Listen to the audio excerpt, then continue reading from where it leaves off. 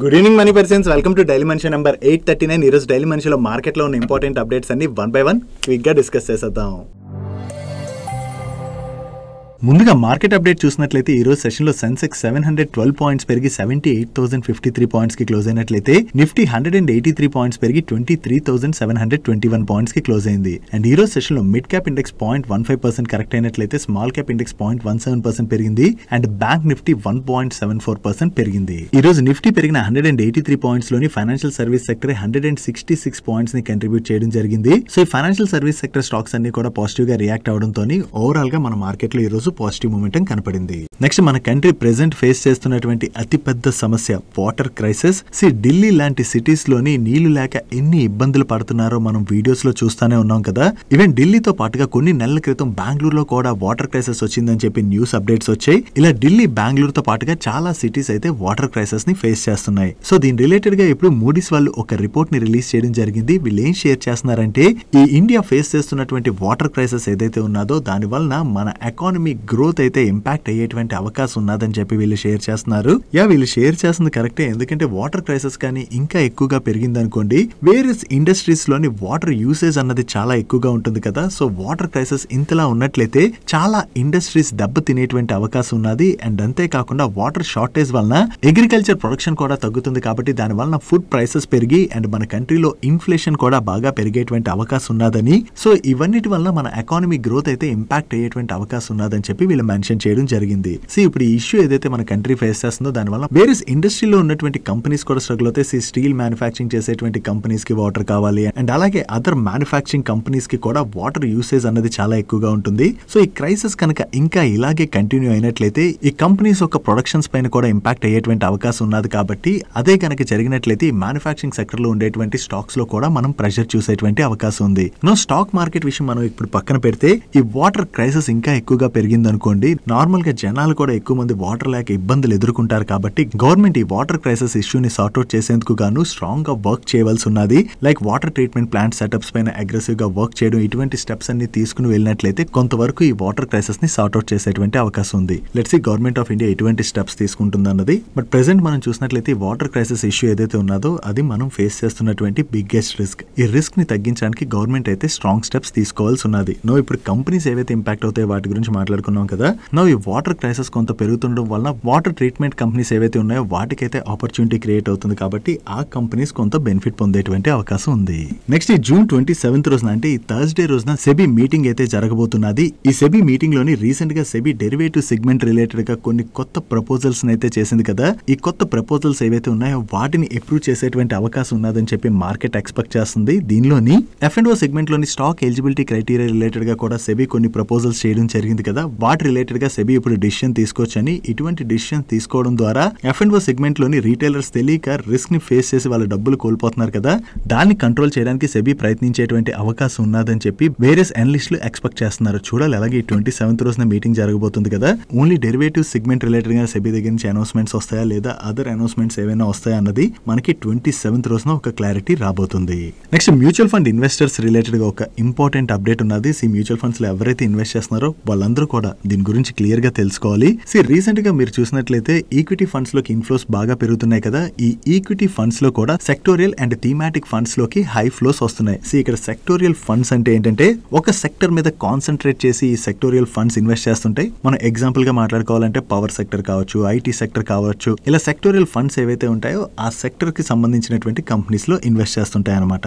ఈ sectorial funds లోని చాలా మంచి ఆపర్చునిటీ ఉన్నదని చెప్పి ఇన్ఫ్లోస్ ఇంతలా పెరుగుతున్నాయి కదా. దీంతో వెల్త్ మేనేజర్స్ అయితే ప్రెసెంట్ వరీ అవుతున్నట్లుగా మీడియా ప్లాట్ఫామ్ షేర్ చేస్తున్నాయి. ఎందుకంటే ఈ సెక్టోరియల్ ఫండ్స్ లోని ఆపర్చునిటీ ఎంతైతే ఉంటుందో రిస్క్ కూడా అంతే ఉంటుంది అన్నది మనం అర్థం చేసుకోవాలి. ఇక్కడ మీకు ఎగ్జాంపుల్ తో షేర్ చేయాలంటే 2020 టైం నుంచి మనం చూసినట్లయితే స్పెషాలిటీ కెమికల్ సెక్టర్ మంచి భూమిలో ఉన్నప్పుడు ఆ సెక్టర్ లో ఉండేటువంటి స్టాక్స్ అన్ని కూడా చాలా బాగా పెర్ఫార్మ్ చేశాయి కదా. కానీ ఎప్పుడైతే చైనీస్ కంపెనీస్ మన ఇండియాలోని డంపింగ్ స్టార్ట్ చేశాయో అక్కడి నుంచి కెమికల్ ప్రైసెస్ పైన ప్రెషర్ కనపడడంతో ఈ స్పెషాలిటీ కెమికల్ సెక్టర్ లో వర్క్ చేసేటువంటి కంపెనీస్ అన్ని కూడా చాలా స్ట్రగుల్ అయ్యాయి. అండ్ ఆ టైంలోని ఆ స్టాక్స్ లో కూడా మనకి చాలా ప్రెషర్ కనపడింది. సో ఈ సెక్టోరియల్ ఫండ్స్ లోని ఏదైతే సైకిల్ ఉంటుందో ఆ సైకిల్ ని ప్లే చేయడం మనకు తెలిసిందనుకోండి, దెన్ మనం ఆ ఫండ్స్ లో ఇన్వెస్ట్ చేయొచ్చు. అలా సైకిల్ తెలియకుండా ప్రెసెంట్ మార్కెట్ లో ట్రెండ్ నడుస్తుంది కదా అని చెప్పి ఏ సెక్టర్ లో పడితే ఆ సెక్టర్ లోని మనం ఇన్వెస్ట్ చేసేసాం అనుకోండి, ఆ సైకిల్ కరెక్ట్ గా ప్లే చేయడం తెలియకపోయినట్లయితే మనం నష్టపోయేటువంటి ప్రమాదం కూడా ఉన్నదన్నది గుర్తు పెట్టుకోవాలి. సో అందుకని ఏదైనా సెక్టోరియల్ ఫండ్ లో మీరు ఇన్వెస్ట్ చేస్తున్నారనుకోండి, ఆ సెక్టర్ రిలేటెడ్ గా కంప్లీట్ గా వర్క్ చేయడానికి ప్రయత్నించండి. ఆ సెక్టర్ లో ఉన్నటువంటి ఆపర్చునిటీ మీకు అర్థమయ్యి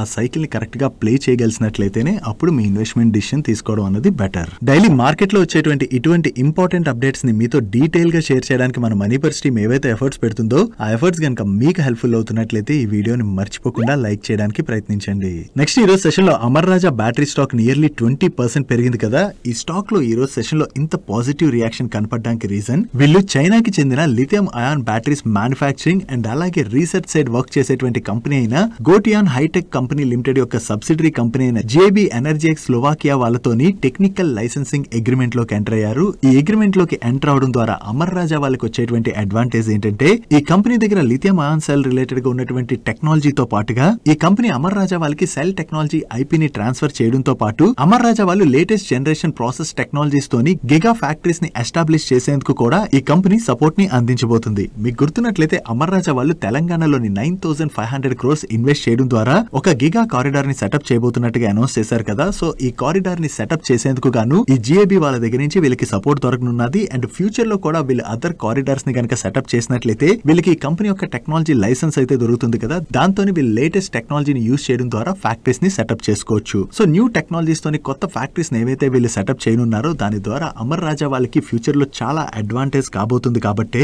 ఈ రోజు సెషన్ లో మనకి అమర్ రాజా స్టాక్ లోని ఇంత పాజిటివ్ మొమెంటం కనపడింది. నెక్స్ట్ టాటా మోటార్స్ వాళ్ళు బజాజ్ ఫైనాన్స్ వాళ్ళతోని ఈ రోజు పార్ట్నర్షిప్ అనౌన్స్ చేయడం జరిగింది. ఈ పార్ట్నర్షిప్ లో భాగంగా టాటా మోటార్స్ యొక్క కమర్షియల్ వెహికల్స్ కొనేటువంటి కస్టమర్స్ ఎవరైతే ఉంటారో ఆ కస్టమర్స్ కి బజాజ్ ఫైనాన్స్ వాళ్ళు ఫైనాన్సింగ్ సొల్యూషన్స్ ని ఆఫర్ చేయనున్నారు. సో ఈ విధంగా బజాజ్ ఫైనాన్స్ వాళ్ళు వాళ్ళ లోన్ పోర్ట్ఫోలియోని పెంచుకోవడానికి ప్రయత్నిస్తున్నట్లయితే ఇలా బజాజ్ ఫైనాన్స్ ద్వారా ఫైనాన్సింగ్ సొల్యూషన్స్ ని ఆఫర్ చేయడం ద్వారా టాటా మోటార్స్ వాళ్ళు వాళ్ళ కమర్షియల్ వెహికల్ సేల్స్ ని పెంచుకోవడానికి ప్రయత్నిస్తున్నారు. సో ఇది రెండు కంపెనీస్ రిలేటెడ్ గా కూడా మనం పాజిటివ్ గా అర్థం చేసుకోవచ్చు. నెక్స్ట్ కల్పతరు ప్రాజెక్ట్స్ వాళ్ళకి వాళ్ళ joint venture companies and international subsidiaries అన్ని కలుపుకుని టోటల్ గా కొత్తగా 2,333 crores వర్త్ ఆర్డర్స్ ని విన్ అయ్యారు. ఈ ఆర్డర్స్ లోని వీళ్ళకి ఇండియా అండ్ ఓవర్సీస్ మార్కెట్స్ లోని ట్రాన్స్మిషన్ అండ్ డిస్ట్రిబ్యూషన్ బిజినెస్ లోని కొన్ని ఆర్డర్స్ వచ్చినట్లయితే మెటల్ ఇండస్ట్రీలోని ఒక ఈపీసీ ఆర్డర్ వచ్చింది. అండ్ దీంతో పాటుగా ఇండియాలోని ఒక రెసిడెన్షియల్ బిల్డింగ్ రిలేటెడ్ గా కూడా వీళ్ళకి ఆర్డర్ రావడం జరిగింది. సో టోటల్ గా వీళ్ళు 2,000 crores పైన ఆర్డర్స్ ని విన్ అయ్యారన్న అప్డేట్ తోని ఈ రోజు సెషన్ లో కల్పతరు ప్రాజెక్ట్ స్టాక్ పాజిటివ్ గా రియాక్ట్ అయింది.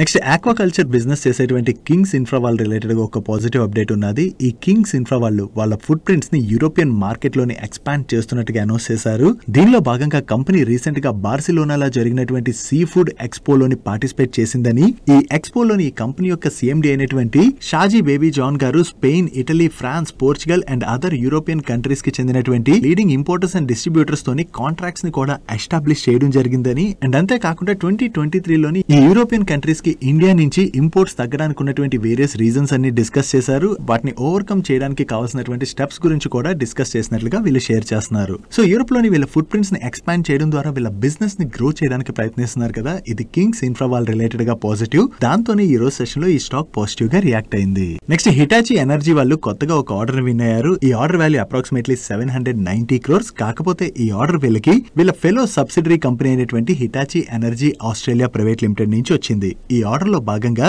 ఆస్ట్రేలియాలోని మారినస్ లింక్ అనేటువంటి ఒక ప్రాజెక్ట్ ని ఎగ్జిక్యూట్ చేసేందుకు గాను హిటాచి ఎనర్జీ వాళ్ళు సర్టెన్ ఎక్విప్మెంట్స్ ని సప్లై చేయనున్నారు. అండ్ ఈ ఆర్డర్ ని 4 years పీరియడ్ లోని ఎగ్జిక్యూట్ చేయవలసి ఉన్నది. కొత్తగా ఈ ఆర్డర్ ఏదైతే విన్నారో ఇది హిటాచి ఎనర్జీ రిలేటెడ్ గా మనం పాజిటివ్ గా అర్థం చేసుకోవచ్చు. Next Mazagon dock ship builders వాళ్ళు మినిస్ట్రీ ఆఫ్ డిఫెన్స్ వాళ్ళతోని 35,000 crores వర్త్ డీల్స్ రిలేటెడ్ గా డిస్కషన్స్ లో ఉన్నారని చెప్పి నిన్న ఎకనామిక్ టైమ్స్ లోని ఒక న్యూస్ ఆర్టికల్ వచ్చింది. దీనికి మాస్గాన్ డాక్ షిప్ బిల్డర్స్ వాళ్ళు క్లారిఫికేషన్ ని రిలీజ్ చేస్తూ వీళ్ళు P-75 ప్రాజెక్ట్ లో భాగంగా 3 అడిషనల్ సబ్మెరైన్స్ కోసం అని చెప్పి ఒక బిడ్ ని సబ్మిట్ చేశామని, సో బిడ్ సబ్మిట్ చేసినట్లయితే ఆర్డర్ వీళ్ళకే వచ్చేసినట్టు అర్థం కాదు, ఇది జస్ట్ బిడ్ సబ్మిషన్ అని, ఇంకా ఆర్డర్ అయితే రావాల్సి ఉన్నదని. సో ఆర్డర్ వచ్చినట్లయితే అఫీషియల్ గా ఎక్స్చేంజెస్ కి కమ్యూనికేషన్ రిలీజ్ చేస్తామని చెప్పి వీళ్ళు క్లారిఫికేషన్ ఇవ్వడం జరిగింది. సో వీళ్ళు ఇప్పుడు బిడ్ సబ్మిట్ చేశారు కదా, ఈ బిడ్ లోని వీళ్ళే లీస్ట్ బిడ్డర్ గా సెలెక్ట్ అయ్యి వీళ్ళకి ఆర్డర్ వచ్చినట్లయితే అది మాస్గాన్ డాక్ షిప్ బిల్డర్స్ వాళ్ళకి పాజిటివ్ కానుంది.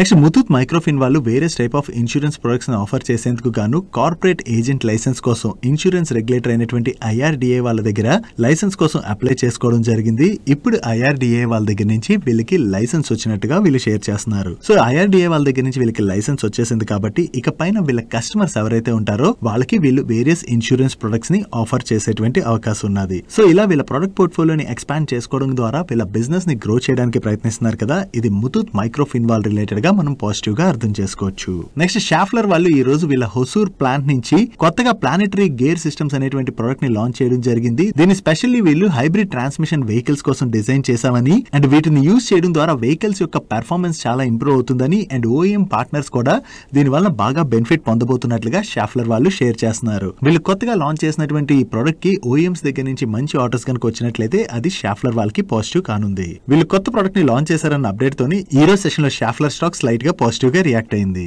నెక్స్ట్ ఆల్కెమ్ ల్యాబొరేటరీస్ వాళ్ళ రిలేటెడ్ గా 2 అప్డేట్స్ ఉన్నాయి. దీనిలో ఫస్ట్ అప్డేట్ ఈ ఆల్కెమ్ ల్యాబొరేటరీస్ వాళ్ళ బడ్డీ మ్యానుఫ్యాక్చరింగ్ ఫెసిలిటీలోని US FDA వాళ్ళు ఈ మార్చ్ 27th ఇన్స్పెక్షన్ కండక్ట్ చేయడం జరిగింది. ఈ ఇన్స్పెక్షన్ లో భాగంగా ఇప్పుడు US FDA వీళ్ళ మ్యానుఫ్యాక్చరింగ్ ఫెసిలిటీకి ఎస్టాబ్లిష్మెంట్ ఇన్స్పెక్షన్ రిపోర్ట్ ని ఇష్యూ చేయడం జరిగింది. సో ఈ ఇన్స్పెక్షన్ ఇప్పుడు సక్సెస్ఫుల్లీ క్లోజ్ అయింది అండ్ ఇన్స్పెక్షన్ లో వీళ్ళకి ఎటువంటి అబ్జర్వేషన్స్ రాలేదు కాబట్టి ఇది ఆల్కెమ్ ల్యాబొరేటరీస్ రిలేటెడ్ గా మనం పాజిటివ్ గా అర్థం చేసుకోవచ్చు. అండ్ ఈ ఆల్కెమ్ ల్యాబొరేటరీస్ లోని ఈ రోజు ఒక లార్జ్ ట్రేడ్ జరిగింది. ఈ లార్జ్ ట్రేడ్ లోని 3.6 lakh షేర్స్ అంటే 177.8 crores worth shares each share 4,956 rupees చొప్పున హ్యాండ్స్ చేంజ్ అవడం జరిగింది. దీనిలో బయర్స్ ఎవరు సెల్లర్స్ ఎవరు అన్న డీటెయిల్స్ మనకి ఈ రోజు నైట్ కి అప్డేట్ అవుతాయి. నెక్స్ట్ ఈ రోజు సెషన్ లోని Hyderabad based multi speciality hospitals అయినటువంటి కిమ్స్ హాస్పిటల్ స్టాక్ లో చాలా పాజిటివ్ మూమెంట్ కనపడింది కదా. దీనికి రీజన్ ఈ కిమ్స్ వాళ్ళ బోర్డ్ ఈ జూన్ 28th రోజున మీట్ అయ్యి ఫేస్ వాల్యూ 10 గా ఉన్న వీళ్ళ స్టాక్ ని ఫేస్ వాల్యూ 2 కి స్ప్లిట్ చేసేందుకు గాను కన్సిడర్ చేయబోతున్నట్టుగా అనౌన్స్ చేశారు. అంటే రికార్డ్ డేట్ నాటికి ఎవరి దగ్గర అయితే ఈ కిమ్స్ హాస్పిటల్ యొక్క 1 స్టాక్ ఉంటుందో అవి 5 స్టాక్స్ గా మారబోతున్నాయి. సో వీళ్ళు ఈ స్టాక్ స్ప్లిట్ ని కన్సిడర్ చేస్తామని చెప్పి అనౌన్స్ చేయడంతోనే ఈ రోజు సెషన్ లో మనకి కిమ్స్ హాస్పిటల్ స్టాక్ లో పాజిటివ్ మూమెంటం కనపడింది. నెక్స్ట్ బోరోసిల్ లిమిటెడ్ వాళ్ళు QIP రూట్ లోని ఫండ్ రైజ్ చేయబోతున్నట్టుగా ప్రీవియస్ గా అనౌన్స్ చేశారు కదా. ఈ QIP జూన్ 24th రోజున అంటే నిన్న ఓపెన్ అయింది. ఈ QIP యొక్క ఫ్లోర్ ప్రైస్ ని వీళ్ళు 331 రూపీస్ 75 పైసా పర్ షేర్ గా ఫిక్స్ చేయడం జరిగింది. ఫర్దర్ గా ఈ QIP ఫ్లోర్ ప్రైస్ పైన 5% డిస్కౌంట్ ఆఫర్ చేసేటువంటి అవకాశం ఉన్నది. నిన్నటి క్లోజింగ్ ప్రైస్ తో కంపేర్ చేస్తే ఈ QIP ఫ్లోర్ ప్రైస్ మరీ అంత డిస్కౌంట్ లో లేదు. మైట్ బి ఈ QIP లోని ఇన్వెస్టర్స్ దగ్గర నుంచి కూడా వీళ్ళకి మంచి రెస్పాన్స్ వస్తున్నట్టుంది. నెక్స్ట్ IT కంపెనీ అయినటువంటి హ్యాపీయెస్ట్ మైండ్స్ స్టాక్ లో ఈ రోజు మార్నింగ్ నుంచి కూడా ప్రెషర్ కనపడింది కదా. దీనికి రీజన్ ఏంటంటే ఈ హ్యాపీయెస్ట్ మైండ్స్ యొక్క ప్రమోటర్ అయినటువంటి అశోక్ సూతా గారు ఈ రోజు సెషన్ లో హ్యాపీయెస్ట్ మైండ్స్ లో బ్లాక్ డీల్ లోని 6% స్టేక్ ని నిన్నటి క్లోజింగ్ ప్రైస్ తో కంపేర్ చేస్తే 10% డిస్కౌంట్ లో సెల్ చేయబోతున్నట్లుగా నిన్న నైట్ న్యూస్ అప్డేట్స్ వచ్చాయి. అండ్ ఈ రోజు సెషన్ లో ఈ బ్లాక్ ట్రేడ్ కూడా జరిగింది. ఈ బ్లాక్ ట్రేడ్ లో ఏకంగా 8.3% ఈక్విటీ ఈచ్ షేర్ 847 రూపీస్ చొప్పున హ్యాండ్స్ చేంజ్ అవడం జరిగింది. సో ఇంత లార్జ్ సైజ్ లోని బ్లాక్ ట్రేడ్ జరగడం అది కూడా డిస్కౌంట్ లో జరగడంతోనే ఈ రోజు సెషన్ లో మనకి హ్యాపీయెస్ట్ మైండ్ స్టాక్ లోని ప్రెషర్ కనపడింది. ఒకవేళ ఈ బ్లాక్ ట్రేడ్ లోని అశోక్ సూతా గారు సెల్ చేసినట్లయితే ఈయన దగ్గర నుంచి ఎవరు ఎక్వైర్ చేశారన్నది మనం చూడవలసి ఉన్నది. ఈ బ్లాక్ ట్రేడ్ రిలేటెడ్ డీటెయిల్స్ ఈ రోజు నైట్ కి అప్డేట్ అవుతాయి. నెక్స్ట్ ఆటోమోటివ్ కాంపోనెంట్స్ మ్యానుఫ్యాక్చర్ చేసేటువంటి క్రాఫ్ట్స్మ్యాన్ ఆటోమేషన్ వాళ్ళ దగ్గర నుంచి ఒక ఎక్విజిషన్ రిలేటెడ్ గా అనౌన్స్మెంట్ వచ్చింది. ఈ క్రాఫ్ట్స్మ్యాన్ ఆటోమేషన్ వాళ్ళు సన్బీమ్ అండ్ అలాగే కేదార్ క్యాపిటల్ ఫండ్ LLP వాళ్ళతోని ఒక MOU లోకి ఎంటర్ అయ్యారు. ఈ MOU లో భాగంగా వీళ్ళు సన్బీమ్ అనేటువంటి కంపెనీలోని ఎంటైర్ స్టేక్ ని గానీ లేదా పార్ట్ ఆఫ్ ది బిజినెస్ ని గానీ 1 or more ట్రెంచెస్ లోని అక్వైర్ చేయబోతున్నట్టుగా అనౌన్స్ చేయడం జరిగింది. ఈ సన్బీమ్ అనేటువంటి కంపెనీ ఏదైతే ఉన్నదో ఇది one of the largest aluminium die casting manufacturing చేసేటువంటి కంపెనీ. సో ఈ కంపెనీని అక్వైర్ చేయడం ద్వారా వీళ్ళ ప్రొడక్ట్ పోర్ట్ఫోలియో ఎక్స్పాండ్ అవుతుంది కాబట్టి అది క్రాఫ్ట్స్మ్యాన్ ఆటోమేషన్ వాళ్ళ రిలేటెడ్ గా పాజిటివ్. దాంతోనే ఈ రోజు సెషన్ లో మనకి క్రాఫ్ట్స్మ్యాన్ ఆటోమేషన్ స్టాక్ లో పాజిటివ్ మూమెంటం కనపడింది. నెక్స్ట్ ఇన్ఫ్రాస్ట్రక్చర్ డెవలప్మెంట్ కంపెనీ అయినటువంటి విష్ణు ప్రకాష్ ఆర్ పుంగ్లియా వాళ్ళకి పబ్లిక్ వర్క్స్ డిపార్ట్మెంట్ గోవా వాళ్ళ దగ్గర నుంచి ఒక కాంట్రాక్ట్ ని విన్ అయ్యారు. ఈ contract value approximately 67 crores.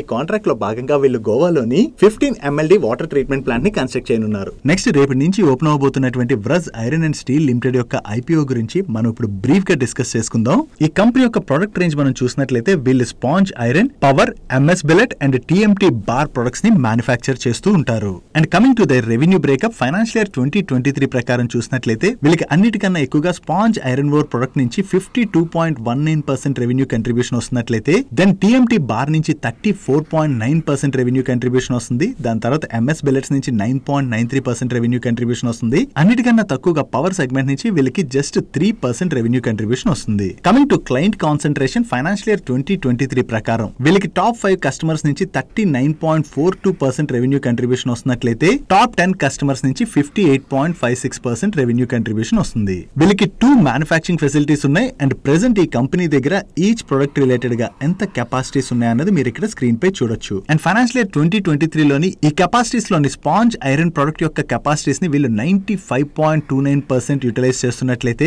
MS billets యొక్క కెపాసిటీస్ ని 79.41% యూటిలైజ్ చేస్తున్నారు. అండ్ రిమైనింగ్ కెపాసిటీ యూటిలైజేషన్ ని మీరు ఇక్కడ స్క్రీన్ పై చూడొచ్చు.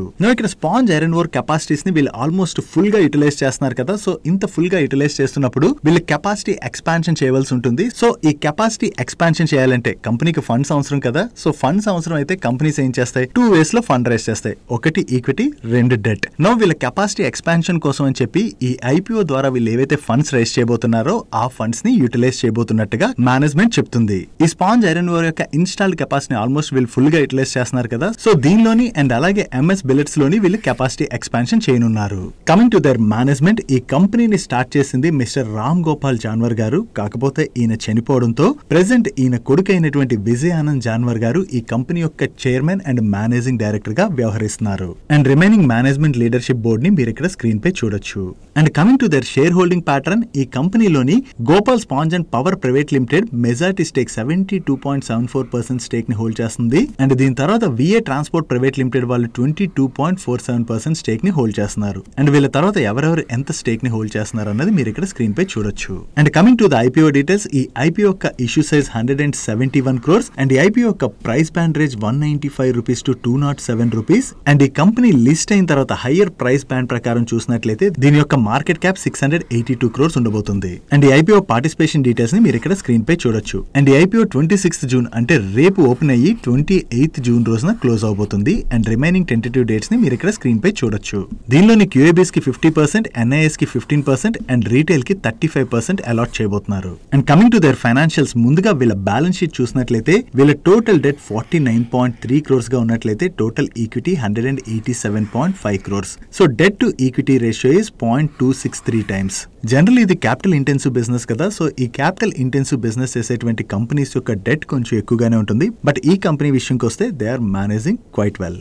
And coming to their P&L, financial year 21 to 23 మధ్యన వీళ్ళ ఆపరేటింగ్ రెవెన్యూలోని 33.19% CAGR చొప్పున గ్రోత్ డెలివర్ చేసినట్లయితే ఆపరేటింగ్ ఎబిటాలోని 67.19% CAGR చొప్పున గ్రోత్ డెలివర్ చేశారు. అండ్ ప్యాట్ లోని 121.71% CAGR చొప్పున గ్రోత్ డెలివర్ చేయడం జరిగింది. అండ్ వీళ్ళ మార్జిన్స్ లో కూడా కంటిన్యూస్ గా ఇంప్రూవ్మెంట్ కనిపిస్తుంది. And coming to their cash flows, వీళ్ళ cash flows from operating activities లోని ఈ ఫైనాన్షియల్ ఇయర్ 24 ఫస్ట్ 9 months లోని నెగిటివ్ క్యాష్ ఫ్లోస్ జనరేట్ చేయడం జరిగింది. And coming to their peer వీళ్ళ పియర్స్ తో కంపేర్ చేస్తే వీళ్ళ top line and bottom line లోని డీసెంట్ గ్రోత్ డెలివర్ చేస్తున్నారు. బట్ మార్జిన్స్ లో మాత్రం Sarda Energy and Godavari Power వాళ్ళు వీళ్ళకన్నా కూడా బెటర్ మార్జిన్స్ ని జనరేట్ చేస్తున్నారు. And next return ratios and valuations వీళ్ళ పియర్స్ తో కంపేర్ చేస్తే వీళ్ళు better ROE and better ROC నే జనరేట్ చేస్తున్నారు.